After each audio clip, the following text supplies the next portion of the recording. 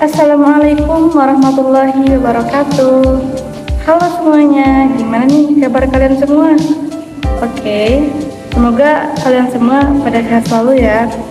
Pada kesempatan kali ini, izinkan saya memperkenalkan diri saya terlebih dahulu.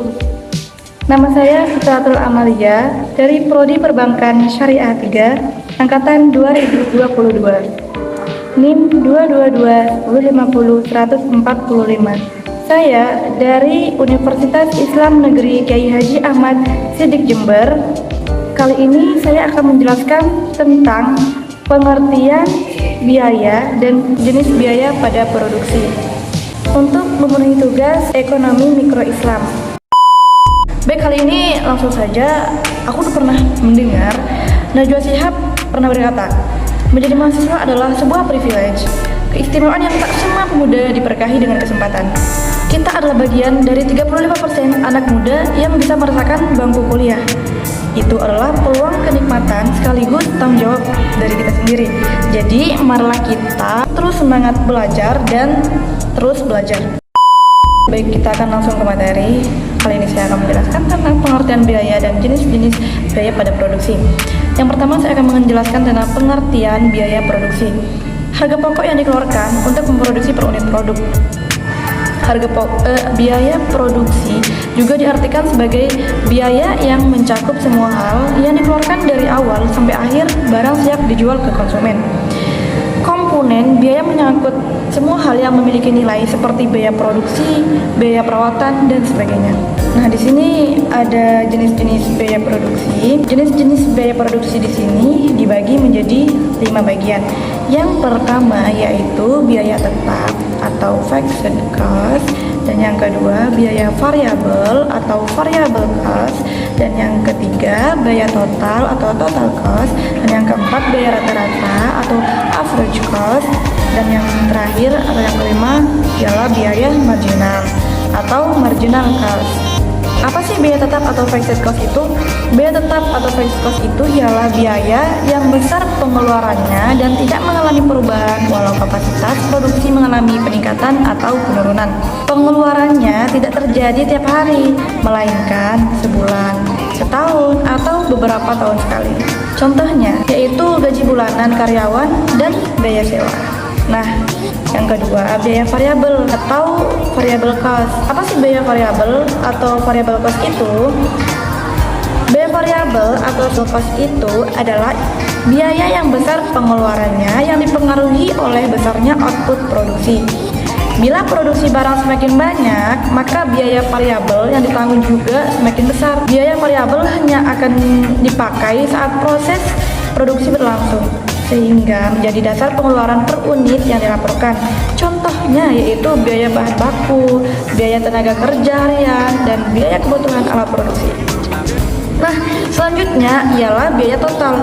Apa sih biaya total itu? Biaya total itu ialah keseluruhan biaya tetap, termasuk biaya variabel yang harus dikeluarkan untuk memproduksi suatu barang dalam periode tertentu atau serangkaian proses dari mulai membeli bahan baku, pengolahannya, hingga mendistribusikan barang jadinya kepada konsumen. Selanjutnya yang keempat itu ialah biaya rata-rata atau average cost. Apa sih biaya rata-rata dan average cost itu? Biaya rata-rata atau average cost itu ialah seluruh biaya yang dikeluarkan dalam proses produksi dibagi dengan perolehan output.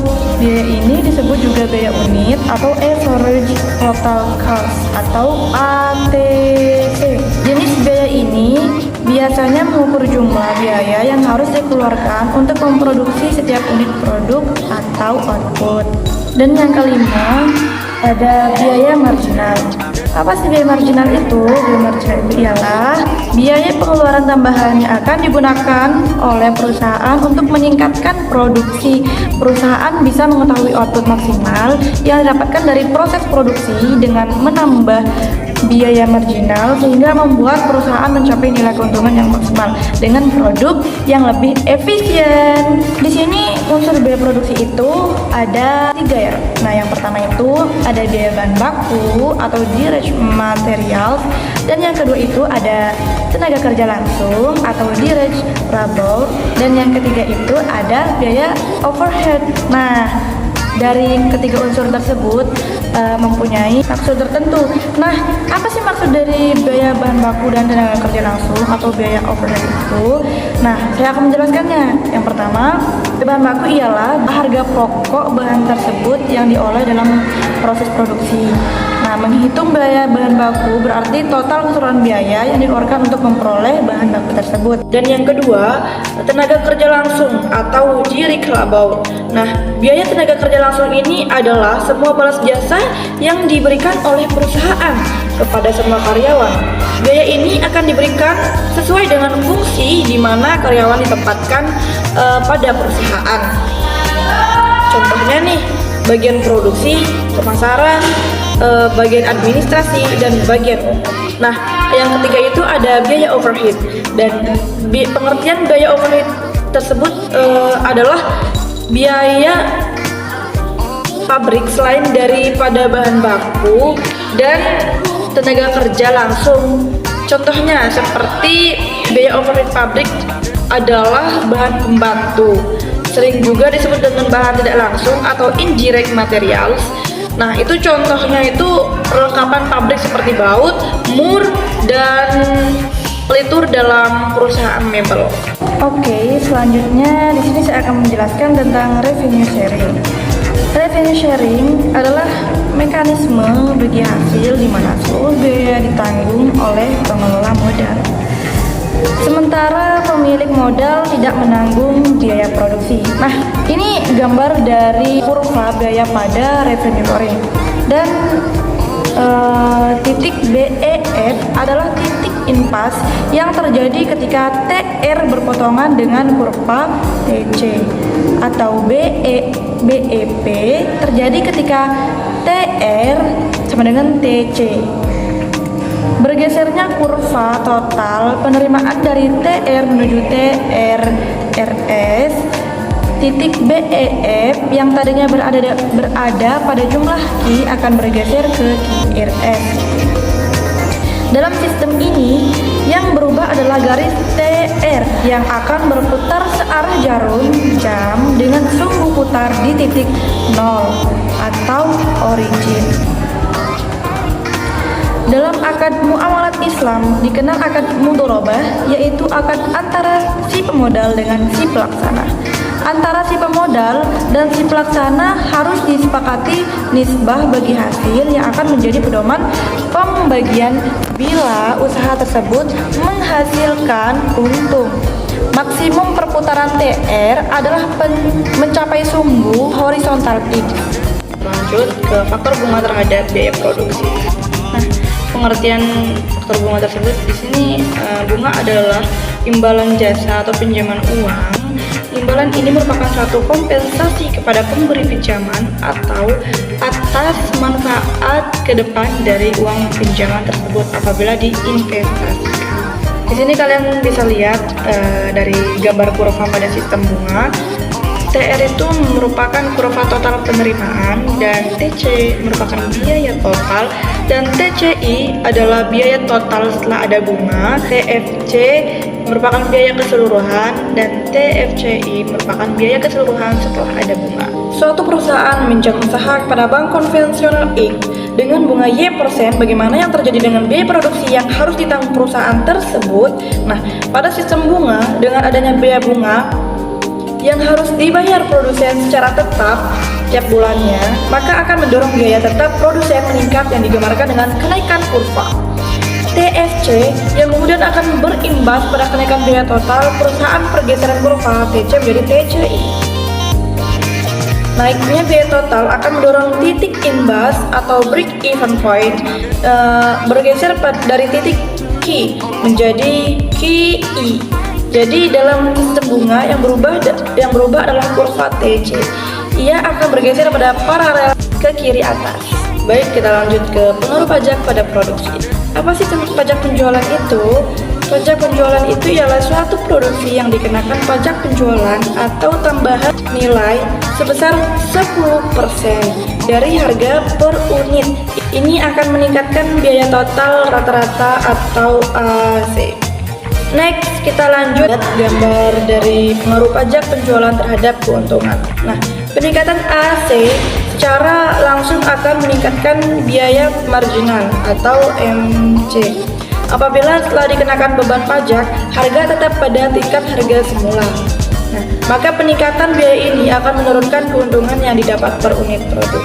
Nah, pajak penjualan yang dikenakan menyebabkan keuntungan yang didapat akan menurun dibandingkan dengan sebelum adanya pajak penjualan, yaitu dari laba 1 menjadi laba 2. Besaran penurunan keuntungan tergantung kepada besaran pajak penjualan yang dikenakan kepada perusahaan. Di sini juga ada pengaruh pajak pada penjualan. Nah, pengenaan pajak penjualan atau pihak pertambahan nilai akan meningkatkan biaya total rata-rata. Hal ini akan berdampak pada laba.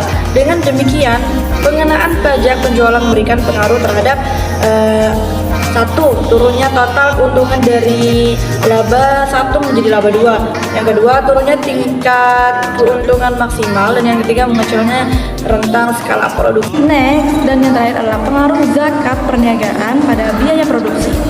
Zakat menurut istilah agama Islam artinya kadar harta yang tertentu yang diberikan pada yang berhak menerimanya dengan beberapa syarat. Syarat-syarat zakat di sini ada 5. Nah, yang pertama itu ada Islam, yang kedua merdeka, dan yang ketiga milik sempurna, dan yang keempat sampai 1 nisab, dan yang terakhir ialah sampai 1 tahun disimpan.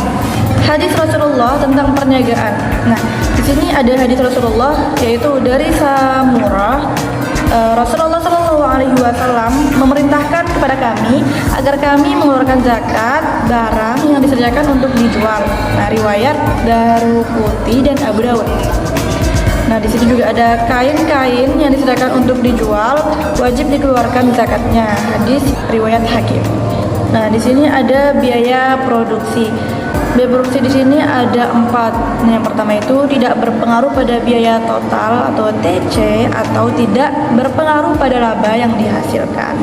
Yang kedua, tidak mempengaruhi biaya marginal sehingga tidak mempengaruhi kurva penawaran. Yang ketiga, memaksimalkan laba berarti memaksimalkan surplus produsen dan sekaligus berarti memaksimalkan zakat. Dan yang terakhir ialah pengaruh zakat tidak akan menaikkan biaya karena zakat dikenakan pada harta atau pendapatan neto dan tidak akan berpengaruh terhadap pengurangan keuntungan. Nah, di sini ada tiga bagian, yaitu yang pertama harta dari hasil perniagaan melalui perdagangan, industri, jasa dan sejenisnya. Bila telah sampai pada nisab wajib pula dizakati. Nisab dari hasil perniagaan dikiaskan pada nisab emas, yaitu 85 gram sebesar 2,5%. Dan yang ketiga itu ada sebuah perniagaan pada akhir tahun atau tutup buku telah memiliki harta kekayaan atau modal dan keuntungan senilai 85 gram, maka perniagaan itu telah wajib mengeluarkan zakat sebesar 2,5% dari seluruh harta perniagaan. Baik, sebelum berakhir saya menjelaskan materi ini, saya akan memberikan Anda nasihat pernah dikatakan oleh Mbak Najwa Shihab. Sebelumnya saya juga memaparkan kata-kata dari Mbak Najwa Shihab, dan yang terakhir saya akan juga memaparkan dari Mbak Najwa Shihab. Nah, Mbak Najwa Shihab pernah berkata, jangan terlalu lama diam menimbang-nimbang karena masa depan terus bergerak.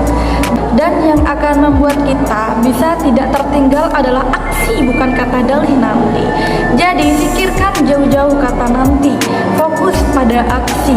Apa yang bisa kita lakukan hari-hari ini? Karena masa depan punya anak muda. Mari rangkul masa depan mulai dari sekarang. Semangat buat kalian semua. And thank you for watching. Wassalamualaikum warahmatullahi wabarakatuh.